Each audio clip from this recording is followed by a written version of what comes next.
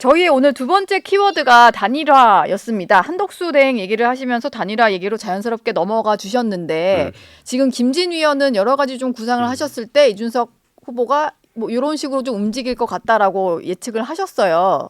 실제로는 어떤가요? 좀 맞는 예측이었나요? 결국 우리가 말이 쉬워가지고 예를 들어서 예전에 김영삼 대통령이 흔히 하셨던 말로 호랑이를 잡으려면 호랑이 굴에 들어간다. 예. 뭐 이런 것들이 있겠지만은 그거는 호랑이 굴에 처음 들어가 보는 사람은 그렇게 얘기할 수 있어요. 근데 호랑이 굴에 있다가 별난 호랑이 난 쫓겨나와 본 사람한테는 예. 그렇게 땡기는 제안도 아닐 뿐더러 그렇게 하고 싶은 일도 아닙니다. 아, 그래요? 그게 왜냐하면은 지금 국민의힘의 특성이라는 걸 봤을 때 제가 좀 국민의힘 의원들이랑 얘기하면은 가장 괴리감을 느낀 게 뭐냐면은 제가 막 들어가고 싶어서 안달인 것처럼 그런데 제가 수줍어서 말을 못 꺼내는 것처럼 착각하고 계신 분들이 있으세요. 아, 돌아오고 싶어 하는 것 같겠다. 이런 네, 그런데 이상한 막 생각을? 수줍어서 예. 말 본인들은 그렇게 살 수 있겠죠. 예. 근데 제 입장에서는 제가 예를 들어 동탄이라는 민주당 절대 우세 지역에서 어쨌든 어렵게 국회의원이 됐고 저를 믿어준 동탄 주민들이 있는데 제가 기본적으로 그 선택을 한다는 거는 다음 총선을 내려놓고 저는 그냥 가는 거예요. 제가 만약에 그런 단일화라면 제가 대통령이 안 되고 이제 다음 총선을 노려야 되는 상황일 텐데 예. 그게 무슨 저한테 이득이 되는 행동이냐가 1번이고요. 네. 2번으로 그러면은 제가 가가지고 절대 지휘권 행사해가지고 그 당을 바꿔놓을 수 있냐 그것도 아니에요. 예. 그거 안 해본 것도 아니에요. 근데 해놨더니만은 다 해가지고 이기는 당 만들어놨더니만 또 내쫓겠다 난리 쳤잖아요. 네. 그러니까 이거는 최소 이제 신용 거래가 불가능한 집단의 상태예요. 그러니까 이게 얼마나 위험한 건지 잘 모르는 거예요. 지금 북한이 아무리 떠들어도 국제사회에서 반응이 없는 게 저기는 신용 거래가 막힌 집단이거든요. 네. 그러니까 뭘 해도 우리가 뭘 하려 그러면은 니네가 먼저 대화 의지를 보여라. 현찰 거래밖에 안 되는 상황이거든요. 그러니까 선 의지를 보여야 하잖아요. 예. 저한테 지금 예를 들어 국민의힘에 있는 사람들 중에서 본인들이 뭐 방귀 좀 낀다는 사람들이 저한테 협상이나 아니면은 뭐 조건 제시한다는 게 저한테 의미가 있을까요? 전혀 없습니다. 거기 지금 비대위원장이니 원내대표니 뭐 사무총에 앉아 있는 사람들 전부 다 저 사회적으로 매장시키려고 달려들었을 때 아무 말 안 했거나 아니면 주도적으로 했던 사람들이거든요. 네. 그러니까 이거는 진짜 황당한 상황이에요. 그러니까 제 입장에서 대선을 지든 이기든 이게 약간 이런 거 있잖아요. 배신자 담론 같은 것도 하려면 좀 제대로 해야 되는데 아니 이준석이 그러니까 가끔가다 이런 게 있어요. 제가 늘상 우리 정치 시그널 채팅창에다가 항상 일갈하는 것처럼 예. 또 일갈하시려고요. 몇 달 전까지만 해도 이준석이는 좌파다. 네. 만 댓글에 달았잖아요. 예. 그럼 지금은 요즘 이준석이는 표 갈라 먹지 마라 이렇게 달잖아요. 네. 그러니까 좌파가 왜 표를 갉아 먹어요?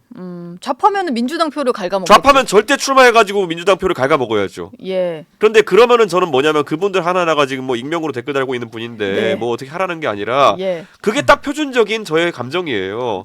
지금 댓글 다시는 분들이야 뭐 사회적 책임이 있는 분도 아니고 그냥 아이디 지우면 땡이지만은 네. 국민의힘에 있는 의원 하나하나 지금 뭐 원내대표님 그런 사람들이 그러고 살았던 사람들이에요. 네. 그러면 적어도 제가 어느 장단에 춤을 춰야 되는지 모르겠는 거거든요. 거기다 예를 들어서 그럼 입장 전환을 하려고 하더라도 네. 입장 전환을 할 타이밍이 여러 개 있었잖아요.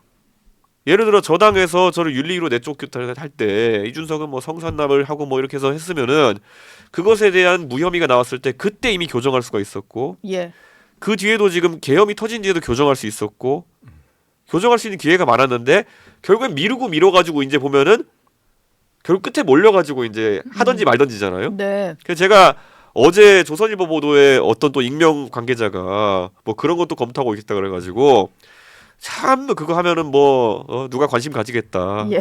이런 생각했거든요. 사과 뭐 이런 것들. 이준석 대표가 네. 어느 장단에 춤을 춰야 되는지를 제가 좀 오늘 말씀을 드릴게요. 네. 예. 본인이 어느 장단인가요? 이제 본인 스스로가 모르신다고 하니까 저는 이번에 이준석 대표가 어떤 그 단일화 문제나 이것에 대해서 어떤 결정을 내리느냐가 정치인 이준석의 정체성과 정치 철학과 판단력과 이런 데에 아주 중요한 바로미터가 된다고 봅니다. 예. 어떤 기준으로 어떤 이유로 어떤 결정을 내리느냐.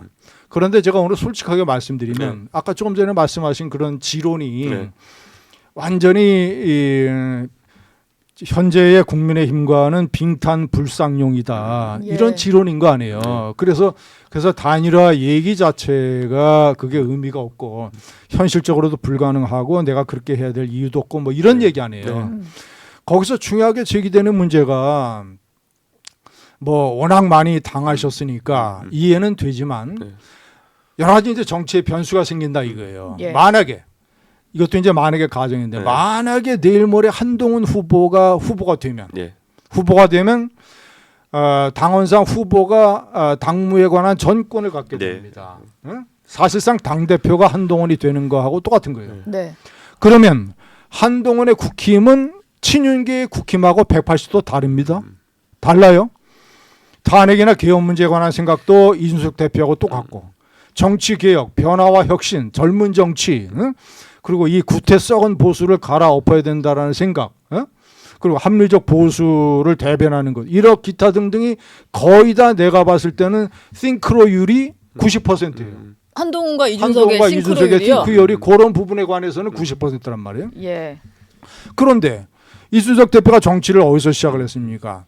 대표적인 자유보수주의자 박근혜 비대위원장 밑에서 시작을 했잖아요. 네. 예. 그 보수 정당의 보수 청년 비대위원으로 시작을 했잖아요. 예.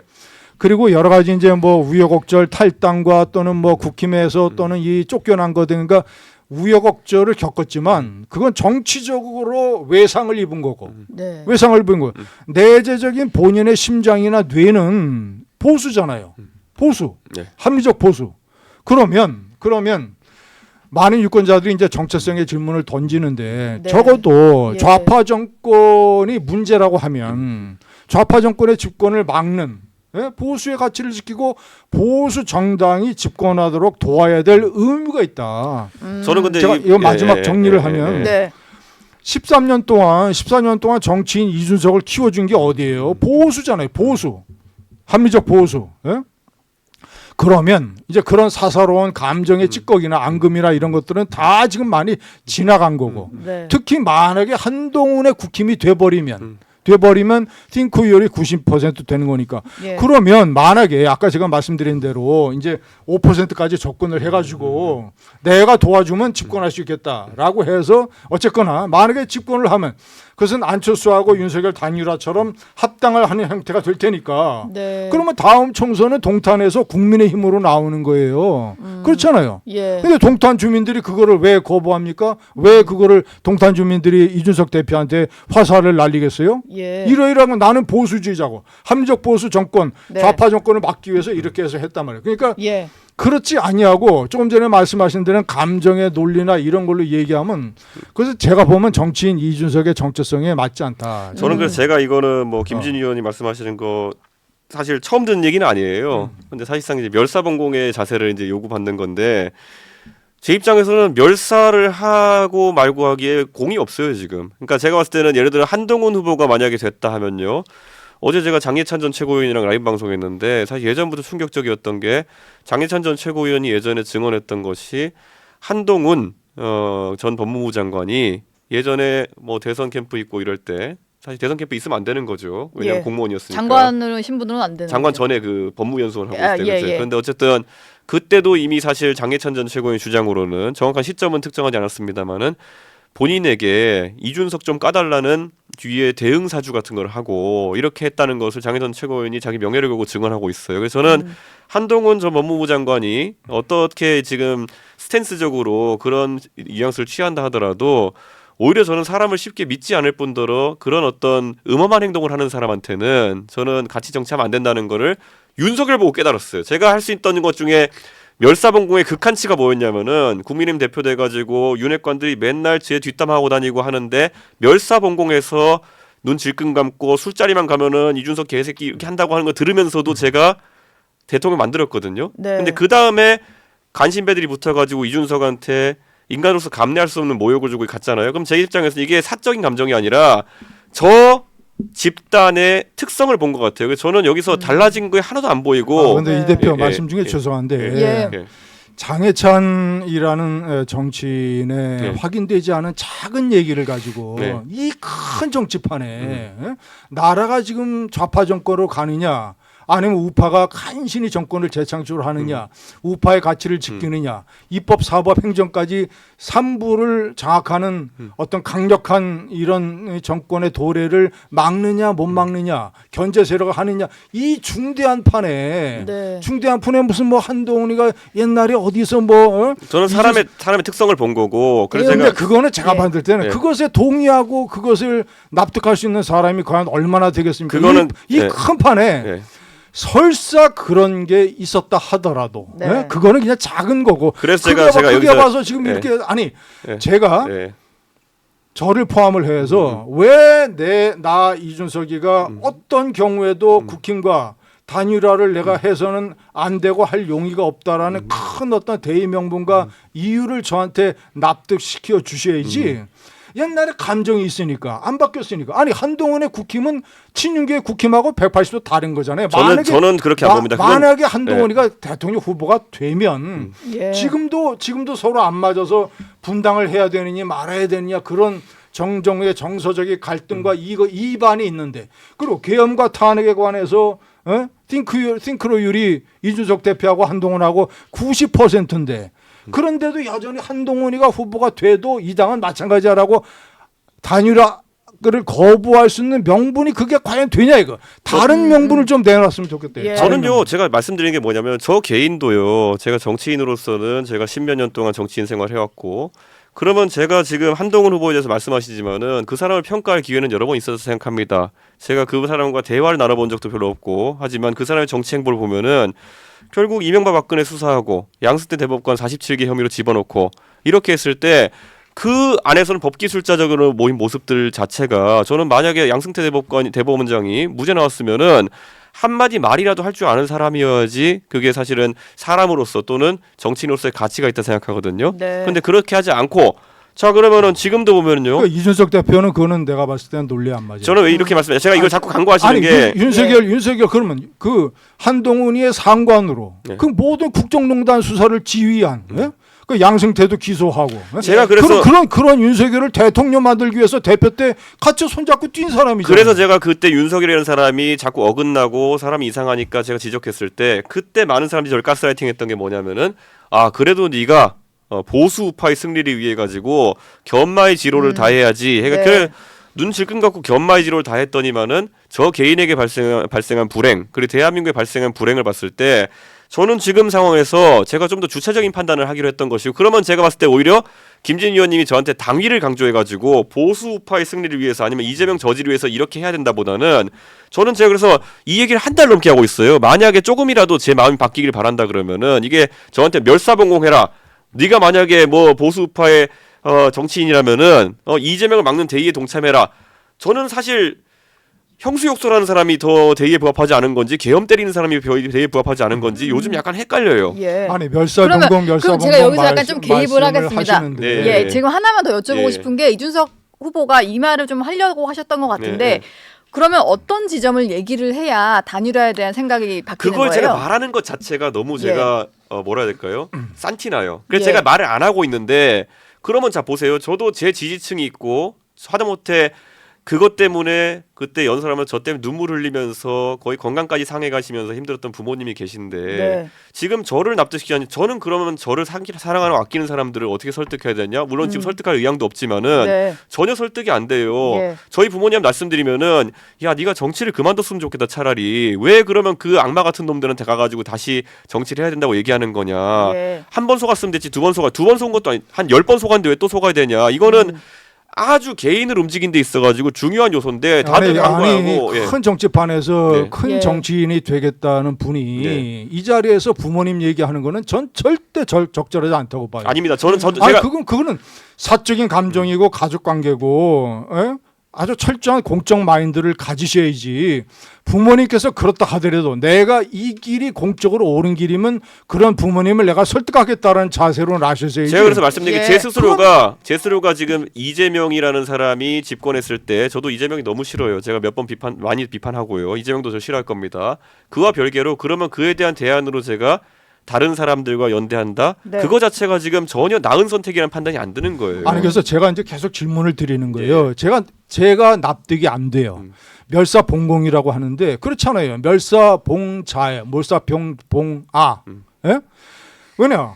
정치인 이준석의 정치 태생 자체가 자유보수 정권에서 박근혜 밑에서 박근혜 키즈로 출발을 한 거고 네. 지금까지 정치 그런 당의 대표를 맡았던 거고 그 당의 밑에 사람들이 잘못된 것과 그 당의 가치를 옹호를 해서 대표를 맡았던 거는 전혀 다른 문제예요. 아니 43%로 국민들이 말이죠. 지지를 해주면서 보수 정당의 변화와 혁신을 이끌어 보라고 해서 찍어준 자유보수주의 청년 정치인인데, 예. 인데, 예? 그게 왜 멸사봉공에 멸사봉자지? 내가 자아지? 예. 내가 그런 좌파 정권의 집권을 막기 위해서 그러니까 역사의 흐름을 이거 지키기 위해서 한다는. 네. 그래서 제가 지금 내가 볼 방금 때는 전에 이 대화가 네. 시작된 게 감정을 얘기하시는 게 이해가 안 돼요. 제가 그래서 얘기하잖아요. 그 원래 문재인 대통령의 하수인 노릇을 하면서 사실 보수 진영 탄압하는데 앞장섰던 두 명의 검사가 있어요. 그 중에 한 사람이 윤석열, 한 사람이 한동훈인데 이 사람들이 본인들이 어쨌든 그 안에서 조국 때려잡으면서 갑자기 보수의 대표주자처럼 올라가겠다고 하는 거 아닙니까? 네. 그래서 우리가 그때 윤석열이라는 사람 믿어가지고 대통령 만들어놨더니만은 이 사람이 재벌은 남 못 주고 결국에는 사달을 일으킨 거 아닙니까? 그러면서 문재인 수사를 하지도 않고요. 그러니까 저는 이게 이런 기회주의자들을 지금 밀어올리는 과정에 제가 다시는 동참하고 싶지 않다는 거는 굉장히 공적인 이 목표입니다. 대표께서는 예. 내가 예. 보면 난 예. 합리적 보수로 생각을 했는데 오늘 보면 가끔 이상하게 극우 논리를 얘기를 해요. 예? 무슨 보수 윤석열과 한동훈이가 보수 진영을 탄압했다. 예? 그 왜 보수 진영을 탄압하는 겁니까? 국가의 명령에 따라서 검사가 수사해라 그러면 국가가 명령을 하면 수사를 열심히 하는 거 아니에요. 네. 그래서 기소를 해서 그때 그 수사를 많은 언론들이 다 필요하니까 무슨 뭐 박수도 치고 막 그랬던 거 아니에요. 그 반대로 문재인 좌파 정권의 조국이 문제가 있으니까 철저히 또 수사를 했던 것이고 검사는 특히 한동훈 같은 이 실무 검사는 국가의 명령에 따라서 일을 열심히 하는 거지. 예. 한동훈이 보수 탄압에 앞장섰다. 네. 이거 완전히 극우적 논리. 그때 근데 지금, 왜냐면 예. 그런 사람을 그때 그런 왜냐면 사람은 왜 대통령 만들려고 그렇게 제가 잠깐만 해? 개입을 해도 말이야. 될까요? 사실 두 분이 말이 조금 각자 의견이 있으신 것 같고 여기서 좀 조율이 되기는 쉽지 않을 것 같아요. 그래서 제가 질문 하나만 드리고 단일화 예, 예. 키워드는 좀 넘어가야 예. 될 것 같은데 일단 이준석 후보께 질문을 좀 드리겠습니다. 일단 뭐 단일화는 국민의힘 후보 누가 되느냐에 따라서도 좀 중요하겠지만 또 외부에서 출마 선언을 앞둔 분이 있잖아요. 한덕수 대행이 있잖아요.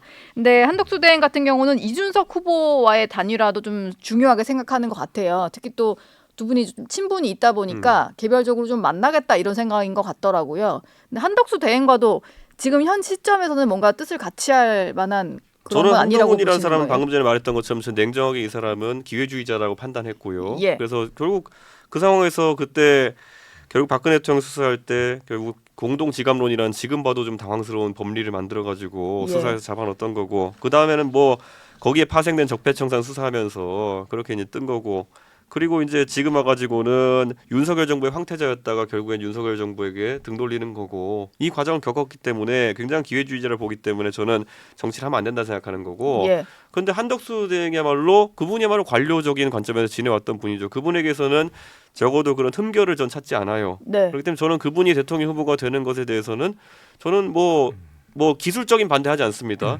그런데 그분이 이길 수 있는 카드인가에 대해 가지고 저는 강한 의문을 갖고 있는 것이죠. 왜냐? 네. 정치인으로의 변신이라고 하는 것이 이분이 관료로서는 더할 나위 없는 경력과 스펙을 가진 분이지만은 예. 우리가 반기문 반기문 총장의 사례도 있었고 고건 총리님도 대선에 도전하는 과정 속에서는 고생을 하셨거든요. 그러니까 저는 이런 것 때문에 저는 이분에 대해 가지고는 도대체 제가 만약 연락 온다면은 제가 여쭤보려고 왜 아직 연락은 안 왔나요? 안 왔습니다. 왜 예. 그런데 총리님은 정치를 하시려고 하십니까? 마찬가지로 저도 그게 납득되는지 한번 들어보려고 하는 거거든요. 근데 지금까지의 왜 표면적인 아니면 측근들에게 흘러나오는 얘기로는 저는 이해가 안 가요. 네. 그리고 아까 김진 의원님 말씀하신 것처럼 기술적인 한계로 나왔는데 만약에 그 국민의 후보 된 사람이 예. 내가 이 기득권을 가진 사람인데 왜 여기에 내가 협력해야 되냐 이렇게 나와가지고 판만 흐트러질 가능성이 전 99%라 보거든요. 네. 그러니까 저는 이 상황에서 도대체 왜 나오셨는지를 우선 파악해보고 그럴 가치가 있기 때문에 만나 뵙겠다고 하는 건데 만나자면 당연히 만나겠다 하는 건데 네. 저는 그래서 제가 이게 보수 진영의 승리 이런 거 문제가 아니라 사람에 따라 다르죠 저도. 네. 저는 오늘 사실 몇 가지 깜짝 놀랐는데 네. 예. 저는 지금까지 이준석 대표가 네. 합리적 보수라고 네. 생각을 해왔어요. 네. 합리적 보수. 네. 부분적으로는 제가 의견을 달리하는 게 많지만 네. 줄기로 봤을 때는 함적 보수라 그러는데 한동훈이 윤석열 정권의 황태자였다가 윤석열에게 등지고 이런 식으로 기회주의적인 행태를 했다. 이거 대표적인 극우적 논리입니다. 예? 대표적인 극우 논리예요. 극우 논리인가요? 근데 그렇게 그게 좀 아니- 얘기하는 보수 지지층도 꽤 있으신데 그 극우가 사람들이 아니더라도. 극우래니 그 사람들이 극우라니까요. 그 그런가요? 사람들이 네. 강경 보수고 꼴통 보수라는 거예요. 왜냐? 친윤계 의원들 상당수도 뭐 그런 얘기를 많이 하시는데. 그 친윤계들이 다 강경 보수잖아요. 노부장. 네. 친윤계들이 다 극우 아닙니까? 대표적으로 윤상현, 김기현, 나경원, 한남동 관저에 몰려가서 예. 계엄 잘했다, 계엄 옹호하고 탄핵 반대한 사람들 다 극우잖아요. 그 사람들이. 예. 저는 근데 그 아니 그런데 제가 한 가지 네. 더 얘기를 하면 아니 이준석 대표가 43%라는 바람을 일으키면서 역사상 최연소 집권당 대표가 된 사실이나 예. 한동훈 대표가 63%로 그렇게 된 사실이나 전부 다 국민의힘을 지지하는 사람들이 제발 좀 변화와 혁신을 해라. 네. 대통령 따라가지 말고 당과 대통령이 수평적 관계를 해라. 대통령이 잘못했을 때는 문제를 제기해라. 이것이 43%, 63%의 다 바람의 핵심이었잖아요.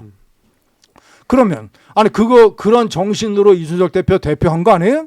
그러면 이준석 대표는 그런 정신으로 해놓고 그런 정신으로 대표한 한동훈 대표는 뭐가 잘못이고 그게 뭐가 기회주의자예요? 저는 지금도, 예. 한동훈 대표가 윤석열 대통령과 싸우고 대립각을 세우고 나 막판에 계엄에 반대하고 탄핵을 찬성한 게 예. 그게 잘못된 거예요. 그 잘못됐다는 게 극우적 논리 안에 그게. 저는 한동훈 대표가 그때 계엄 때 이렇게 보여준 액션에 대해 가지고는 저는 긍정히 평가해요. 근데 그 앞에 과정에 보면요.